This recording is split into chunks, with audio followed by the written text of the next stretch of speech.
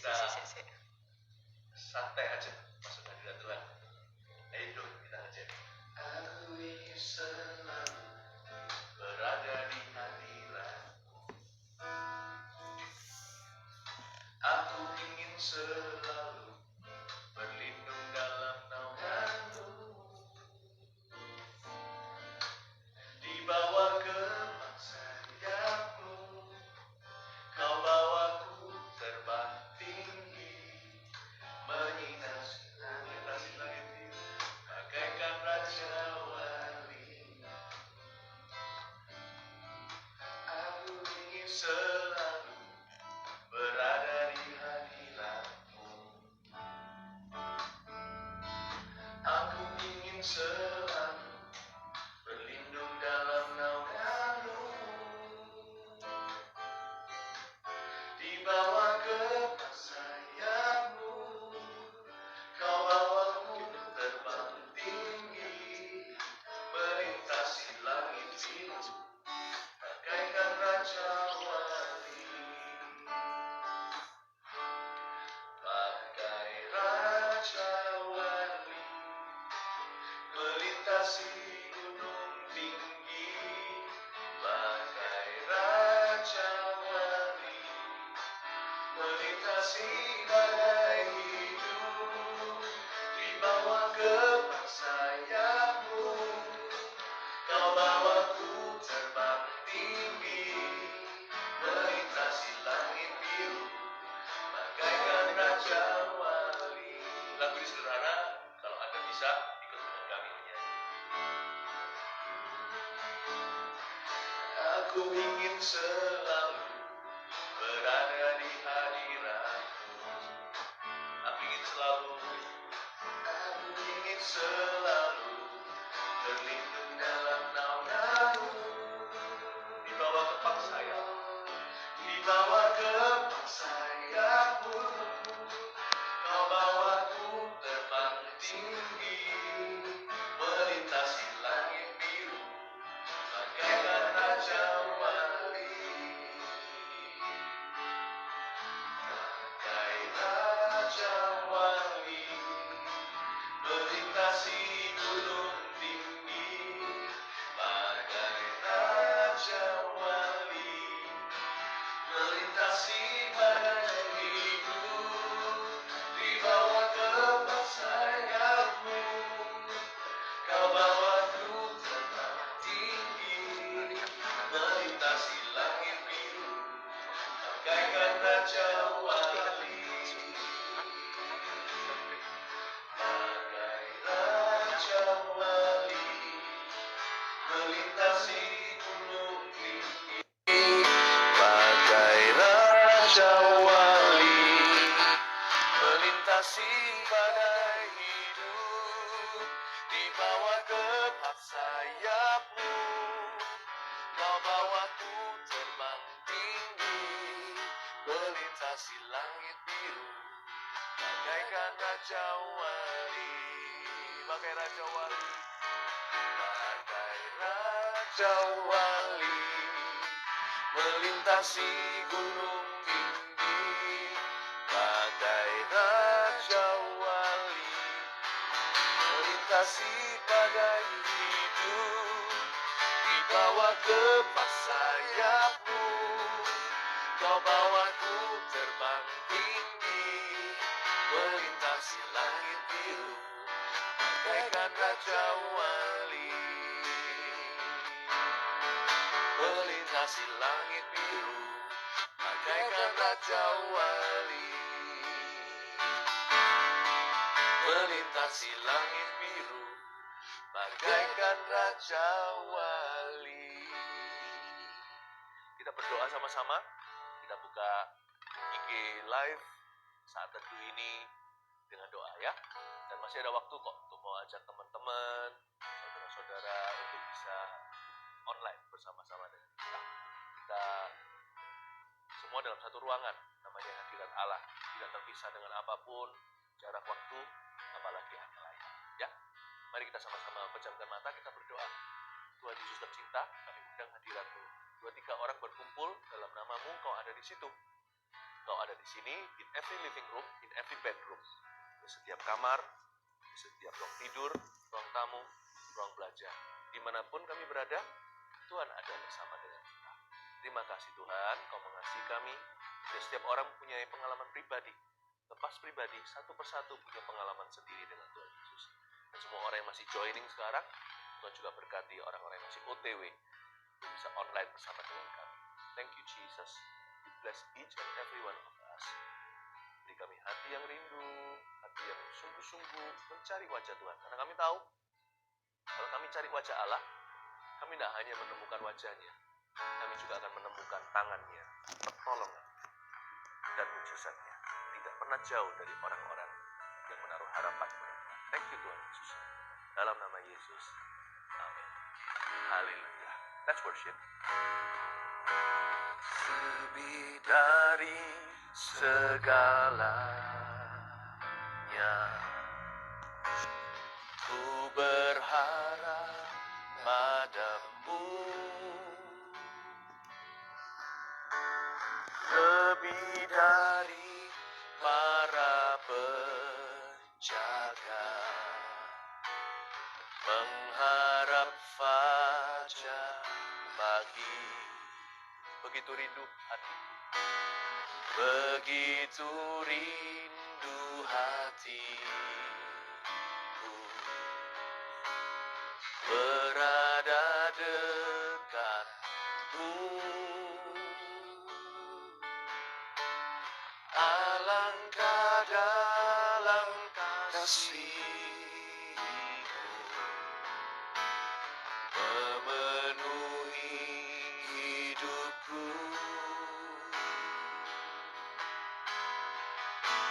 Katakan pada dirimu sendiri, tenanglah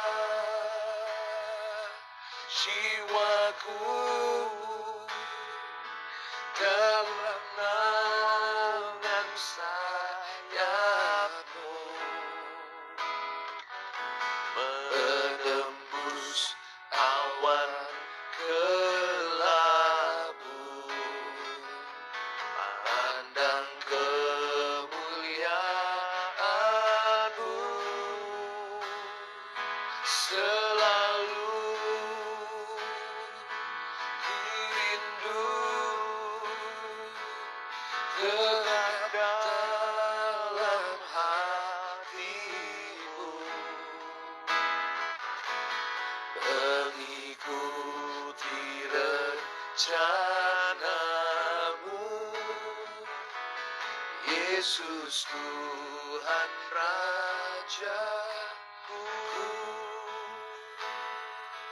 Mari kita memakai lagu ini untuk memasuki dalam hadirat Tuhan. Sama-sama lebih dari segalanya, ku berharap padamu. Lebih dari para penjaga, lebih dari para penjaga, mengharap fajar pagi. Begitu rindu hati kami, Roh Kudus. Begitu rindu hatiku, berada dekatmu. Alangkah dalam kasih-Mu, memenuhi hidupku. Mari kita semua angkat tangan. Tenanglah jiwaku dalam naungan sayap-Mu, menembus awan kelabu, pandang kemuliaan-Mu, selalu ku rindu lekat dalam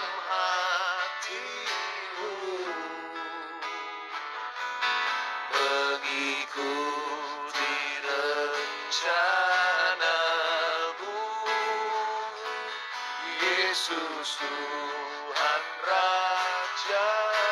Letakkan tangan kita di hati kita. Tenanglah jiwaku dalam naungan sayapmu, menembus awan kelabu, pandang kemuliaan-Mu,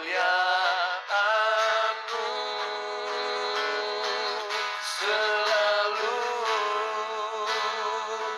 ku rindu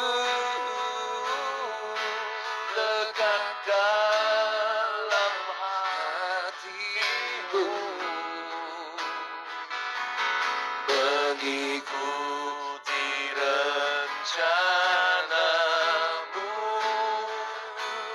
Yesus Tuhan Rajaku. Kita nyanyikan ref daripada lagu ini sekali lagi chorusnya. Mari kita sama-sama satukan iman, masing-masing kita tidak ada yang ketinggalan. Belajar untuk memerintahkan pada jiwa sendiri untuk tenang di hadirat Tuhan. Mungkin ada sekarang pikirannya yang masih kesana sini, masih gelisah hati, masih khawatir. Apapun juga yang menghalangi merintangi, letakkan di kaki Tuhan. Seperti Maria, kita datang untuk dengar-dengaran. Perintahkan jiwamu sendiri. Hai jiwaku, pujilah Tuhan. Perintahkan untuk tenang di hadirat Tuhan. Maka Tuhan pasti akan berbicara pada setiap kita. Ada sesuatu yang Tuhan akan beri. Pintu gerbang sorga terbuka bagi orang-orang yang mencari wajah. Letakkan tangan di dada sekali lagi seperti ini. Perintahkan jiwamu. Tenanglah jiwaku dalam naungan sayapmu, menembus awan kelabu, pandang kemuliaan-Mu, selalu ku rindu lekat dalam hatimu, mengikuti rencanamu, Yesus Tuhan Rajaku. Tenanglah jiwaku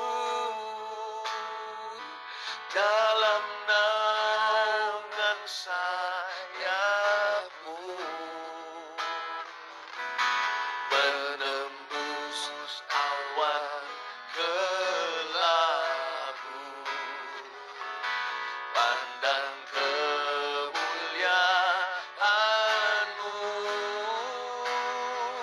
selalu ku rindu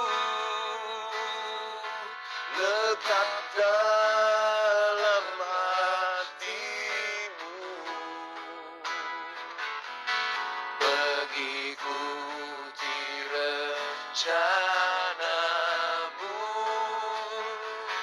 Yesus Tuhan Rajaku. Mengikuti rencanamu, mengikuti rencanamu, Yesus Tuhan Rajaku.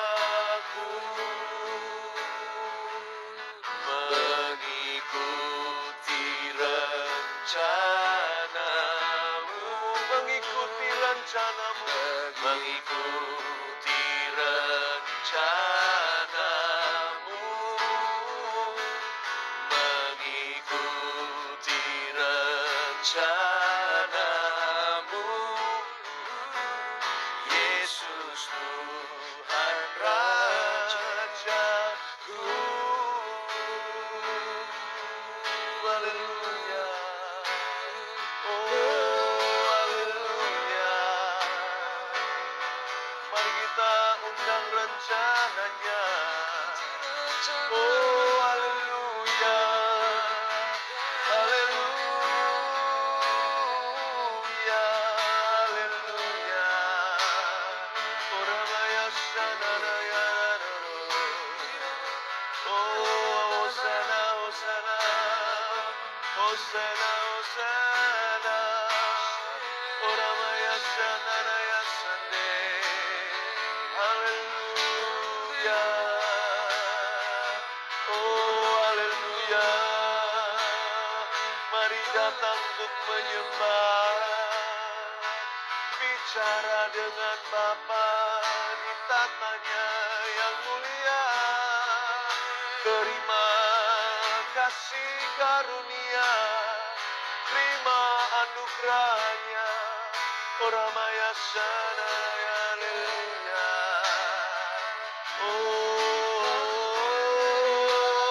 masuk lebih dalam lagi, masuk bersujud di kaki. Tuhan layak terima segala pujian, hormat kemuliaan. Oh, bermazmurlah, haleluya. Oramaya sanaraya sanaraya ramaya so. Oh, masuk lebih dalam lagi, melewati pelataran-pelatarannya, masuk ke ruang sucinya, masuk ke ruang kudusnya. Oramaya sananaya sande, Yaramaya sananaya so, Yaramaya sananaya se, Yaramaya so. Masuk lebih dalam lagi, hingga setiap kita punya otoritas untuk berbicara kepada jiwa sendiri. Tenanglah dalam hadirat Allah. Ketahuilah rencananya berlaku atas kita. Haleluya, haleluya, haleluya, haleluya. Angkat kedua tangan seperti ini. Wajah jangan menunduk ke bawah, Bapamu memandang dari atas. Dengan berani dan dengan iman pandanglah wajah Bapamu.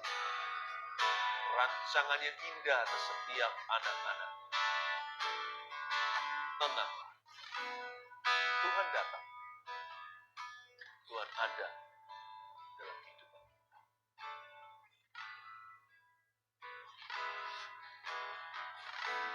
Apakah mendengar Seruan hatiku, seruan hatiku? amin. Tak pernah Pernah kau lepaskan lepaskan dari kasih-Mu. Lewat lembah kelam, lewat lembah kelam, Kau temani aku.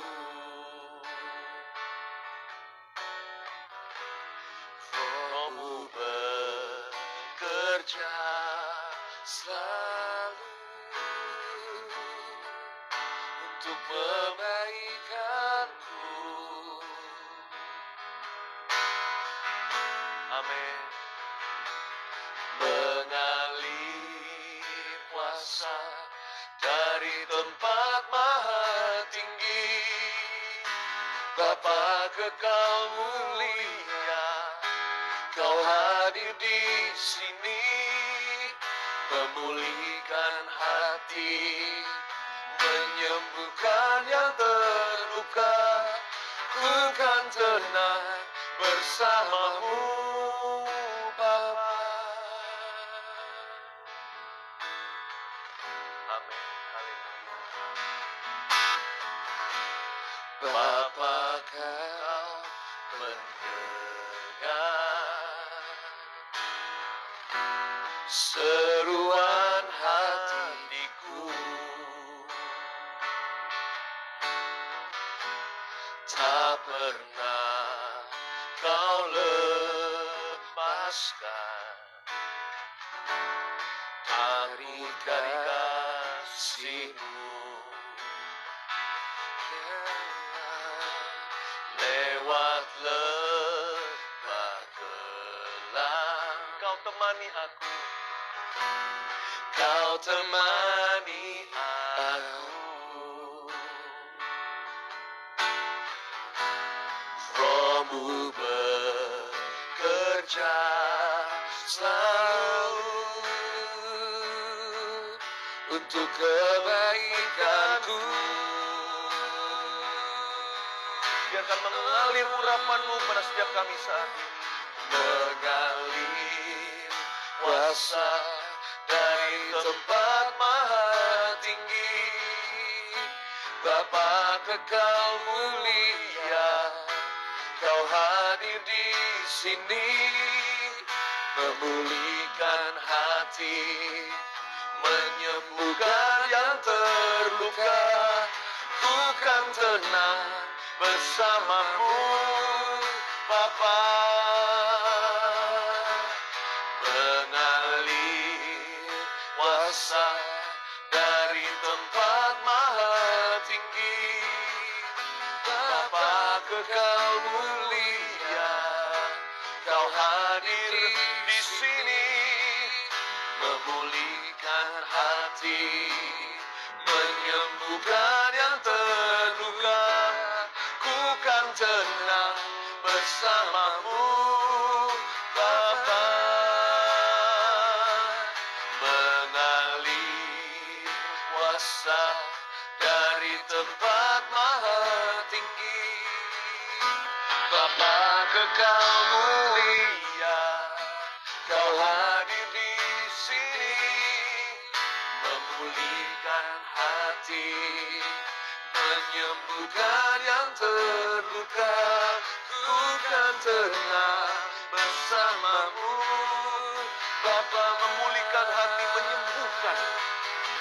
Memulihkan hati, menyembuhkan yang terluka. Ku kan tenang bersama-Mu, Bapa. Memulihkan hati, memulihkan hati, menyembuhkan yang terluka. Ku kan tenang bersama-Mu, Bapa. Ku kan tenang bersama-Mu, Bapa. Ku kan tenang bersama-Mu, Bapa.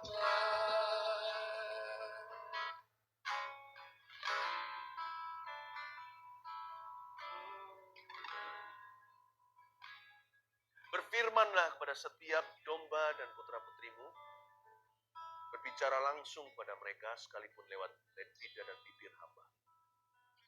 Biarkan ada rema-rema, bahkan remah-remah yang Kau jatuhkan dari mejamu, menjadi mujizat-mujizat yang diperlukan oleh saudara-saudaraku seiman. Tuhan, bekerjalah, mengalirlah kuasa yang tidak kelihatan, ada sebuah gelombang yang datang. Jamah setiap hati yang luka, sembuhkan semua kami ya Tuhan Yesus yang memerlukan. Terima kasih Tuhan, urapi kami semuanya dengan urapan damai sejahtera. Dalam nama Yesus, haleluya, amin. Buka Alkitab dengan saya, ambil Bible-nya. Matius pasal 14, saya kasih judul tenang. Sharing saya malam ini, setelah Anda makan malam, sebelum tidur nanti malam. Yesus berjalan di atas air, Matius 14 ayat 22. Tenang di tempat yang paling tidak terduga. Di sebuah perahu yang hampir tenggelam. Sebuah badai taufan yang tidak bisa ditahan. Di luar kendali manusia, tapi tidak di luar kendali Tuhan. Apa yang menenggelamkan manusia itu Tuhan berjalan di atasnya. Tangkap rema itu. Bukankah air yang mereka takuti? Para nelayan ini, they are drowning. Mereka akan binasa malam itu. Tapi apa yang mereka paling takuti Itu yang Tuhan jalani. Di atas air tersebut, Tuhan berjalan di depan mereka. What we fear, God walk upon it. Apa yang membuat kita gentar, Tuhan jalan di atasnya. Tahu nggak, ada yang lebih berkuasa daripada problema dunia dan masalah kita. Our God, Tuhan kita itu maha kuasa, lebih berkuasa dari apapun yang membuat kita lemah dan membuat kita ketakutan. Karena itu yang punya Tuhan tidak usah takut akan hari esok. Ayat 22, Yesus berjalan di atas air.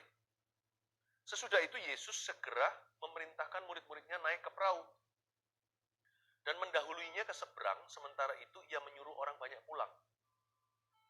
Siapa yang suruh kita hidup bagi Kristus setiap hari? Tuhan. Berarti Tuhan bertanggung jawab dong atas kehidupan Anda dan saya. Tuhan yang memerintahkan murid-muridnya itu naik perahu, mendahuluinya, pergi ke seberang. Tuhan yang suruh. Memang tidak semua yang kita lakukan di hidup ini atau yang kita miliki itu semua adalah karena Tuhan menyuruhnya. Tapi tentunya ada, pasti kita menemukan sesuatu yang Tuhan suruh. Kita pernah mengalami pengalaman dengan Tuhan di area-area itu. Contohnya pekerjaan kita. Hari ini banyak orang merasa pekerjaannya tenggelam. Tapi kalau Tuhan yang memberi pekerjaan, Tuhan bertanggung jawab atas kita. Kalau sampai pekerjaan itu kandas, pasti ada gantinya.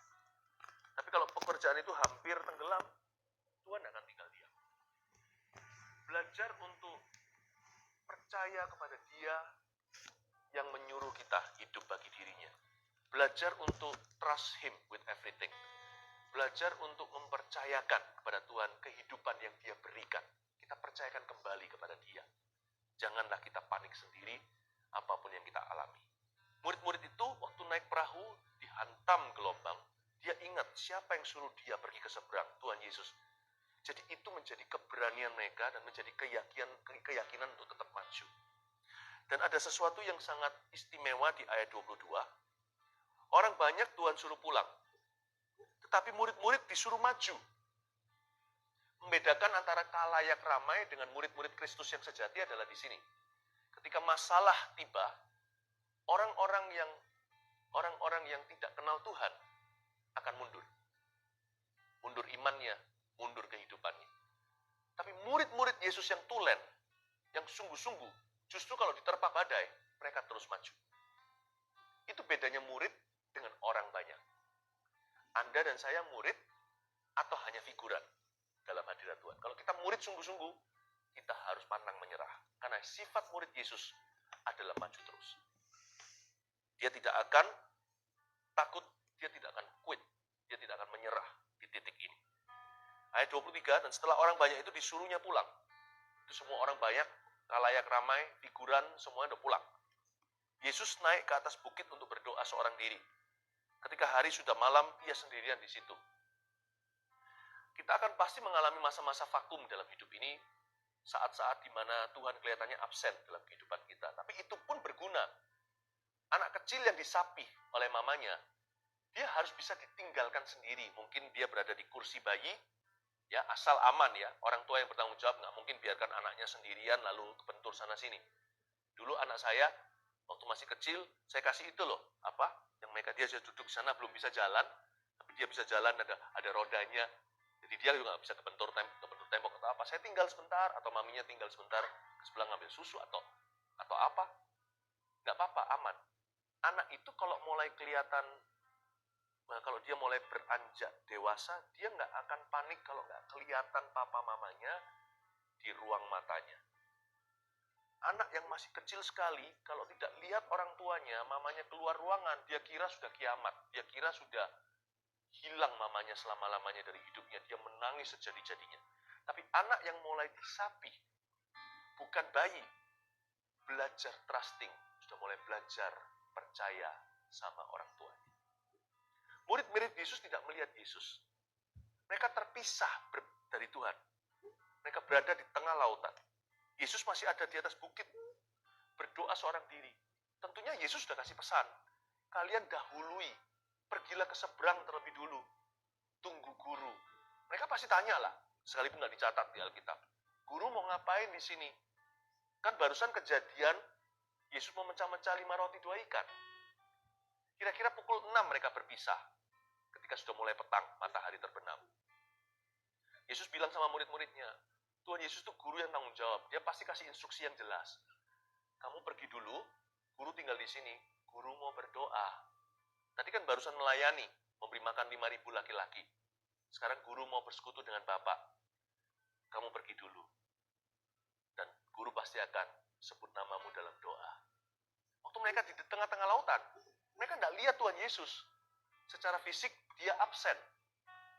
Tetapi murid-murid tidak mendayung kembali dari tempat mereka tadi berangkat. Karena mereka diberi pesan sama Tuhan, maju terus. Satu-satunya jalan Kristen adalah ke depan, bukan kembali ke masa lalu. Atau quit di masa sekarang. Yesus naik ke atas bukit untuk berdoa. Murid-muridnya punya satu pewahyuan. Sekalipun aku tidak lihat Tuhan, Tuhan mendoakan aku. Tahu nggak sekarang, Yesus nggak kelihatan. Tapi kitab Ibrani mengatakan, dia berdoa senantiasa di dalam hadirat Bapa, di sebelah kanan Allah Bapa. Bukan berarti di kanan secara harafiah atau kiri, Yesus nggak kemana-mana. Bukan. Maksudnya, sampai spesifikasi diberitahu lokasinya. Berarti Yesus itu tidak tersesat, tidak kesasar. Setelah kenaikan Tuhan ke sorga, dia punya satu tugas, mendoakan gerejanya siang, malam, pagi, petang. Do you know that Jesus is praying for you now? Sebentar, Pastor Philip. Buat apa Yesus berdoa untuk kita? Ada bedanya antara doa Yesus dengan doa kita. Yesus yang ajari kita doa Bapa kami di sorga, dikuduskan namamu. Anda mungkin bertanya, kalau Yesus sudah berdoa untuk aku, ngapain aku masih harus bangun hidup doa? Kalau Yesus berdoa bagi saya, buat apa saya tetap perlu meminta untuk kebutuhan saya? Berikan padaku hari ini rezeki kami. Ampuni kami, seperti kami mengampuni yang bersalah pada kami. Jangan masukkan pencobaan, bebaskan dari yang jahat, dan sebagainya. Buat apa aku masih berdoa kalau Yesus berdoa bagi saya? Bedanya di sini. Bedanya di sini. Yesus tidak mendoakan untuk kebutuhan kita semata-mata. Yesus itu mendoakan apa yang nggak kita sadari. Saudara tahu nggak hari ini Anda dan saya masih hidup bukan karena kita punya doa itu melengkapi. Doa kita itu komplit atau perfect atau sempurna. Kalau enggak, tiap hari siapa di sini coba? Siapa yang berdoa tiap hari supaya ada oksigen? Bangun tidur masih ada itu loh. Yang kita hirup, bernafas, paru-paru kita bisa mengembang. Dan kita tidak mati karena kehabisan oksigen. Apakah Anda hidup hari ini karena segala sesuatu Anda doakan? Tidak. Kita perlu mendoakan yang kita sadari. Yang tidak kita sadari sudah didoakan Yesus. Dan juga doa kita nggak melulu tentang diri sendiri. Yesus seperti memberikan sebuah nilai tukar. Engkau doakan apa yang jadi beban Tuhan. Tuhan akan doakan apa yang menjadi beban. Makanya carilah dahulu kerajaan sorga dan kebenarannya, segala sesuatu ditambahkan kepadamu. Karena itu Tuhan tidak suruh kita selalu mendoakan diri kita sendiri. Yesus mengajarkan kepada murid-muridnya jangan khawatir. Burung di udara dia pelihara. Bunga itu nggak memintal. Lebih indah dari Salomo dalam masa kejayaannya.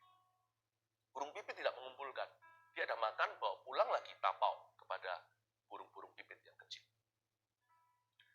Hal-hal seperti ini, kekhawatiran akan kehidupan, apa yang kita makan, yang kita pakai, dan sebagainya, itu dicari oleh orang-orang yang tidak beriman dan tidak mengenal Tuhan.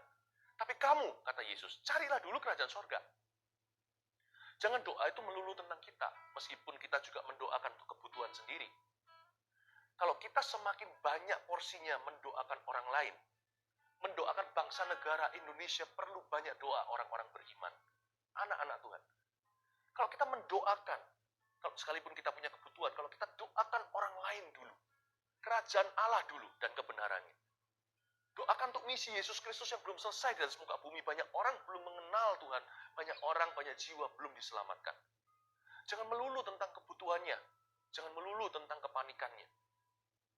Sehingga nanti kalau kita ada kelelahan mendoakan begitu banyak orang, sisanya kita doakan diri sendiri itu ala kadarnya. Nah, selebihnya yang kita tidak doakan untuk diri sendiri itu didoakan oleh Yesus. Tapi kalau kita mencari kepentingan sendiri, doa Yesus juga tidak akan berlaku. Dan kita sudah memperhatikan diri sendiri melulu. Ngapain perhatian Yesus?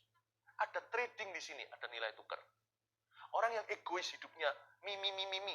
Doa minta ini, minta itu, keperluan, keinginan, segala sesuatu tentang dia. Coba lihat agenda doanya kalau berdoa. Segala sesuatu berpusat pada dirinya. Orang seperti itu saya rasa tidak akan mengalami faedah daripada Yesus naik ke atas bukit berdoa. Karena itu saya hari ini mau dorong kita semuanya. Kita tidak akan tenang kalau kita lihat kebutuhan. Kita tidak akan tenang kalau kita lihat diri sendiri. Kita akan tenang kalau kita melihat kebutuhan orang lain. Kalau kita mendoakan orang lain, tiba-tiba yang kita tidak doakan, Tuhan akan beri damai sejahtera melampaui akal budi.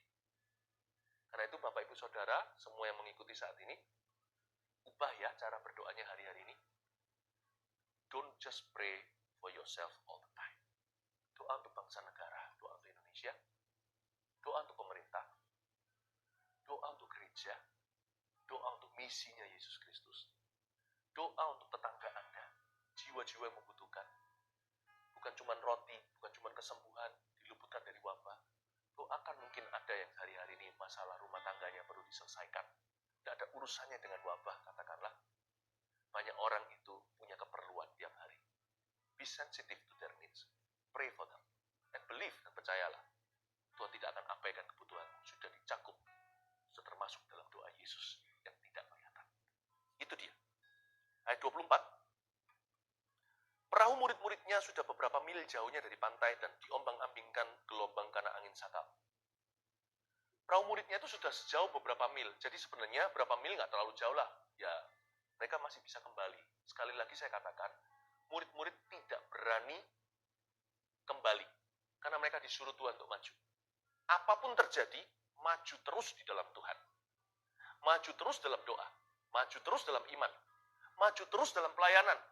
Sekalipun kita tidak bisa berjumpa, bertemu, melayani ada berbagai macam cara. Minta hikmat Tuhan. Tuhan akan tunjukkan cara-cara baru. Ya, harus maju terus. Murid-murid sudah beberapa mil jauhnya, mereka tidak kembali lagi ke tempat tadi. Karena Tuhan suruh mereka untuk maju. Oke, jadi saya kagum sebenarnya dengan murid-murid Yesus. Sekilas kelihatannya cerita ini merendahkan mereka. Karena mereka itu kelihatan tidak percaya, ketakutan. Bahkan Yesus disebut sebagai hantu nantinya. Mereka ketakutan itu Tuhan atau hantu. Tapi kalau kita lihat ayat 24, saya kagum sama mereka. Mereka punya pilihan untuk mendayung kembali. Tapi mereka terus, dan di situ ada angin sakal, mereka tetap terjang, tetap tembus. Karena Tuhan suruh. Badai taufan di hatimu boleh terjadi. Hatimu harus tetap maju. Percaya kepada Tuhan. Lakukan apa yang benar. Ayat 25, kira-kira jam 3 malam datanglah Yesus kepada mereka berjalan di atas air. Tahu nggak mereka itu kira-kira 9 jam sudah terombang-ambingkan. Karena mereka tadi bisa jam 6 kan. Bertolak dari pantai itu. Dia pergi dengan perahu, murid-murid itu, pukul 6 sampai pukul 3 pagi, kira-kira 9 jam. This is no kidding. Sometimes miracles don't come instantly. Kadang-kadang mujizat tidak terjadi seketika. Kita harus menunggu. Ada masa menunggu 9 jam. 9 jam nggak kerasa kalau kita tertidur. Kalau kita diombang-ambingkan, mabuk laut, apalagi. 9 jam itu cukup banyak waktu untuk membuat semua orang putus asa. Mana mujizatnya? Tuhan suruh aku, tapi kenapa kok terjadi begitu? Tapi untungnya mereka tidak tutup buku konklusi dulu. Mereka tahu Tuhan yang suruh, Tuhan tanggung jawab. Kalau mereka belum mengerti, tugas mereka hanya terus lakukan apa yang benar. Tugas mereka untuk terus maju. Ayat 26, ketika murid-muridnya melihat dia berjalan di atas air, mereka terkejut dan berseru, itu hantu. Lalu berteriak-teriak karena takut. Ayat 26 ini lucu. Kelihatan Yesus jalan di atas air, karena memang kan nggak manusiawi. Karena itu ilahi. Siapa yang bisa jalan di atas air? Ini air loh, mereka ini nelayan seumur hidup, keturunan nelayan. Mereka nggak bisa taklukkan. Ini anak tukang kayu, tiba-tiba jalan di atasnya. Manusia tidak bisa mengerti. Apa yang mereka takuti, Tuhan jalan di atasnya. Dan waktu mereka lihat itu, mereka bukannya memuji, tapi mereka merasa ngeri. Apa ini? Jalan Tuhan memang tidak terselami. Ya, meskipun ini cerita mujizat sekali, tapi ada masa menunggu loh ya. Karena itu untuk mengalami mujizat, kadang-kadang Tuhan latih kita dulu untuk sabar. Ya. Dan mereka ketakutan. Waktu mereka terkejut dan ketakutan, mereka salah kaprah. Tuhan disebut hantu. Ini dia, bahayanya kita takut. Roh takut itu akan membuat kita jadi salah kaprah. Tuhan disebut hantu, hantu nanti disebut Tuhan. Orang yang sudah kena dengan roh perbudakan, kata Roma 8, yang membuat kita menjadi takut, bukan menjadi anak-anak Allah yang bisa menyebut dia Aba dan Bapa, yang bisa berdoa dengan keluhan-keluhan tak terucapkan. Kalau kita ketakutan, kebanyakan kemungkinan terbesar adalah keputusan hidup kita akan semuanya salah. Akan terbolak-balik.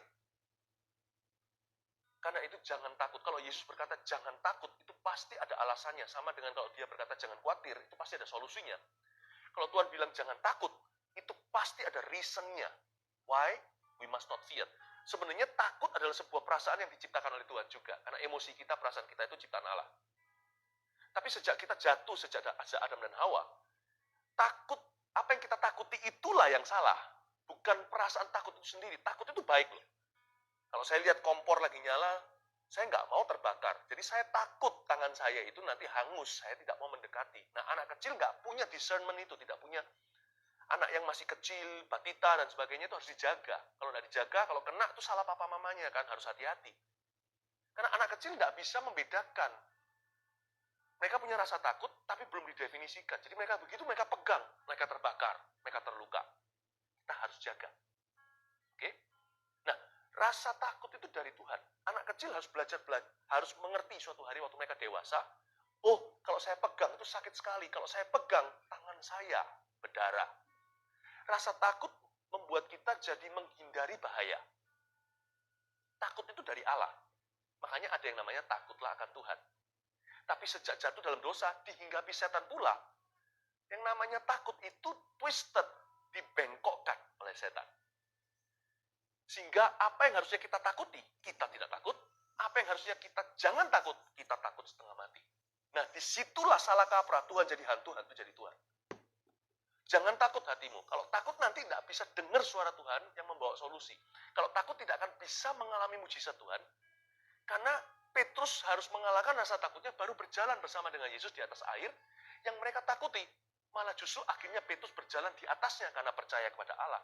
Tuhan mau Anda dan saya berjalan di atas situasi kita. Our circumstances dan kondisi kita. Dan untuk itu terjadi, kita harus jalan dengan iman. Tidak ada orang bisa jalan dengan Tuhan dalam ketakutan. Orang harus jalan dengan Tuhan dengan iman. Karena itu janganlah takut. Ya. Nah, apa yang harus kita takuti? Itu yang didefinisikan ulang. Jangan takut hari esok. Titik. Karena kesusahan sehari untuk sehari. Jangan takut dengan realita hari ini. Karena masih ada hari depan dalam Tuhan. Kan Tuhan berkata, rancanganku bukan rancangan kecelakaan, tapi damai sejahtera today, hari ini, dan masa depan penuh pengharapan. Itu yang disebut, karena itu kita jangan takut akan hari esok. Jangan takut. Lalu apa yang harus kita takuti dong kalau begitu? Takutlah, jangan sampai hari ini kita jadi berubah. Jangan sampai di depan nanti kita berubah jadi orang gara-gara trauma hari ini. Takutlah jangan sampai kita jatuh dalam dosa dan melukai hati Tuhan karena kita dipepet oleh keadaan. Takutlah kita membuat kompromi-kompromi yang mendukakan hati Roh Kudus yang akan kita tuai nanti. Jadi kita harus definisikan ulang. Kalau enggak nanti stres kita itu enggak ada obatnya. Karena stres tersebut tidak pernah Tuhan perintahkan dalam kehidupan kita. Siapa suruh engkau takut akan hari esok? Bukankah aku telah berkata kepadamu, hai kamu yang kurang percaya, bahwa aku mendatangkan masa depan penuh pengharapan? Ya. Jangan takut nanti kalau seumpamanya ada sesuatu pekerjaan kita hangus hari ini. Ya kita sedih. Sedih itu satu hal, takut itu hal lain. Takut itu mengelaborasi atau mengembangkan dari kesedihan.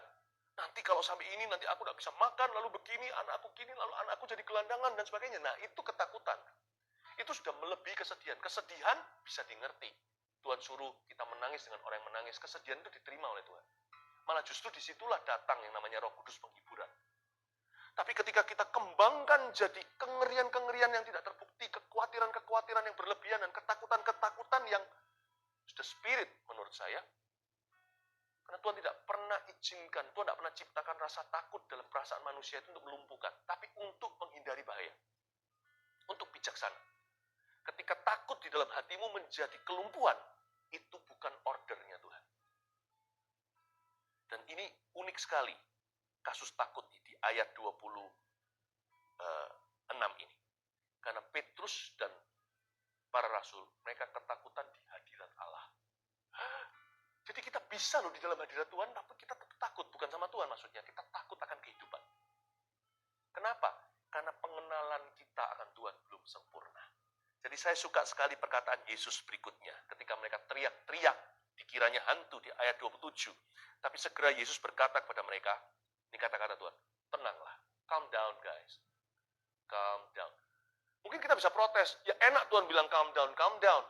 9 jam aku mendayu-dayu, nggak sampai-sampai kena angin sakal, hampir tenggelam. Tapi sadarkah Anda, bahkan 9 jam itu pun pemeliharaan Allah. Mereka tidak tenggelam, itu kenapa?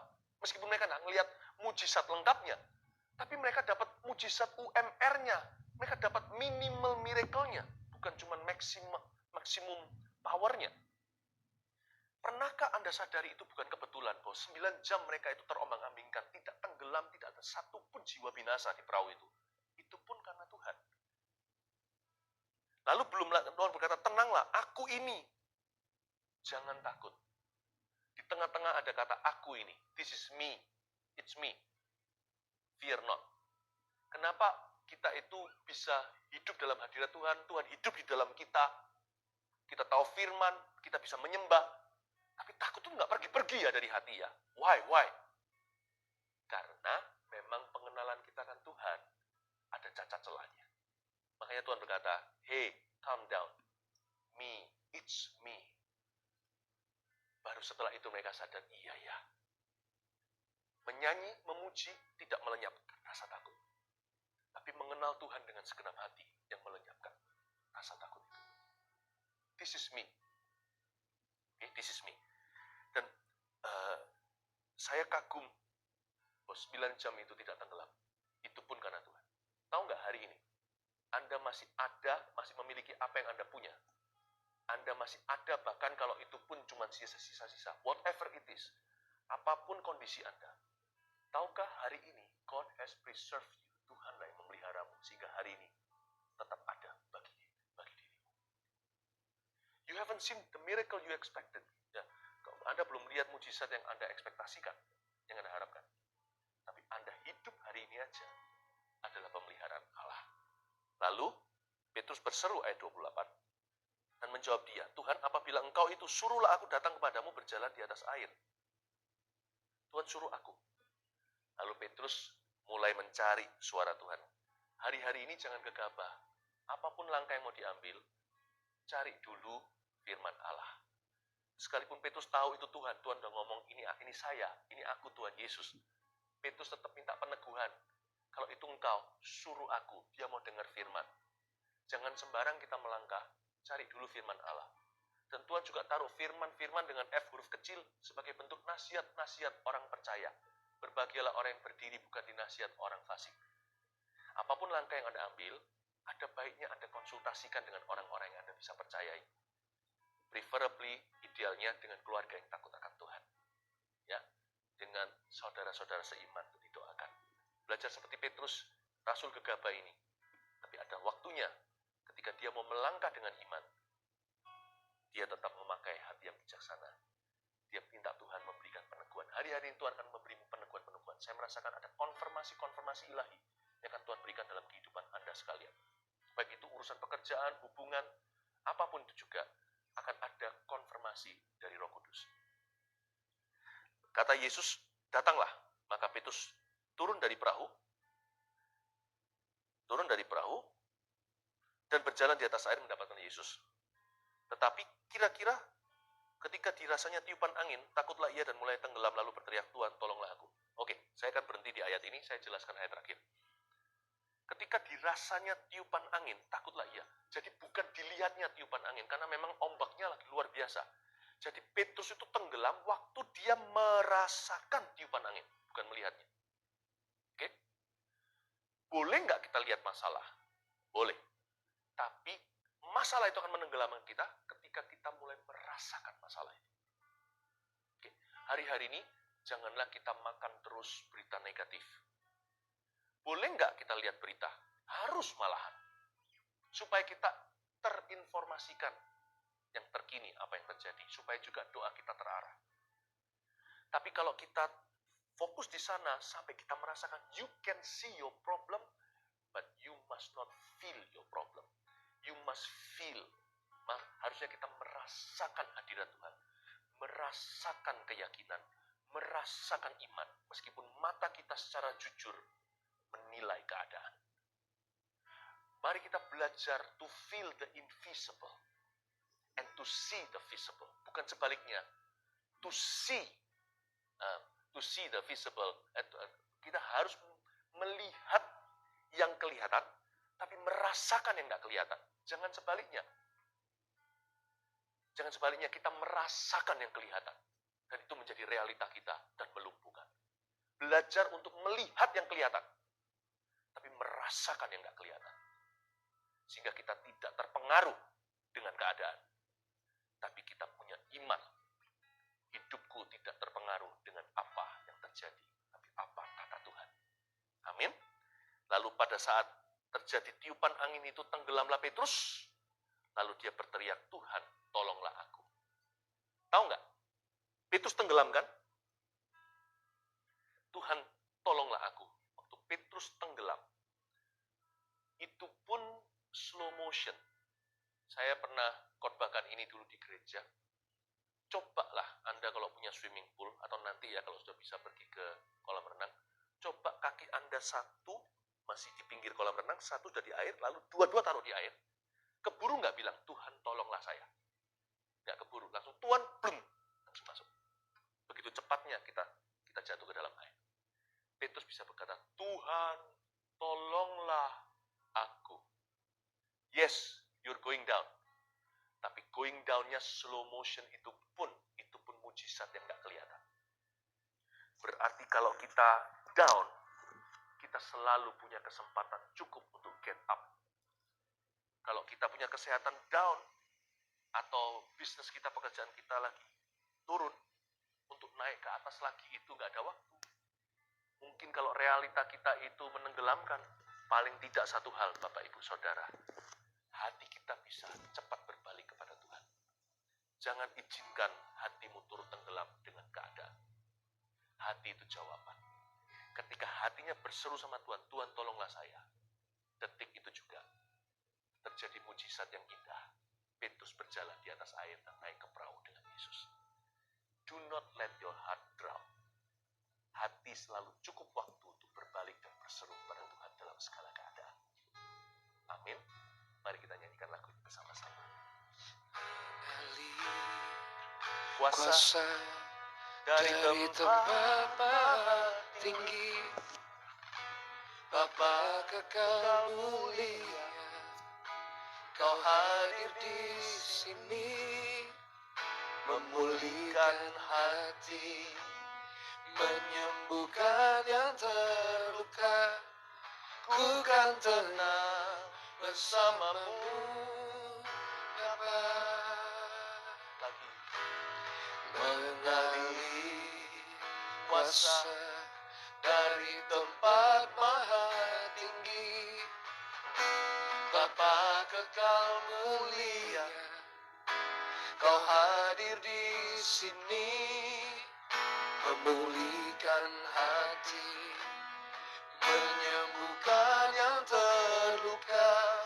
Ku kan tenang bersamamu, Bapa. Ku kan tenang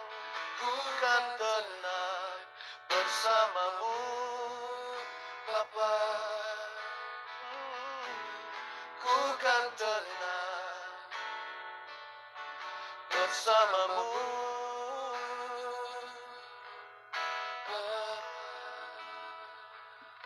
Tuhan Yesus, hamba berdoa supaya setiap hati Kau kuatkan. Hamba minta satu buah dari IG Live hari ini, jiwa yang tenang dalam diri anak-anak Tuhan. Sebab ada jalan kembali, dan tidak ada satu pun akan tenggelam. Aku imani dan doakan. Apapun itu juga, yang hilang akan bisa ditemukan kembali, yang patah akan bisa disambung lagi. Cuma perlu waktu di depan dan percepatan akselerasi dari Roh Kudus. Yang pasti Tuhan selalu bekerja dengan satu titik start, yaitu hati dan jiwa yang tenang di hadirat Tuhan. Tenanglah jiwamu. Saya berdoa di dalam nama Yesus. Hamba berdoa, justru pada waktu kejernihan hati terjadi, suaramu akan lebih jelas dan lebih jelas terdengar dalam diri putra-putrimu. Terima kasih Roh Kudus, terpujilah Tuhan. Dalam nama Yesus berkati kami semua. Haleluya. Amin. Hari Minggu nanti saya akan menyampaikan firman tentang hadirat Tuhan di gereja dan di rumah. Bedanya apa dan saya melengkapi.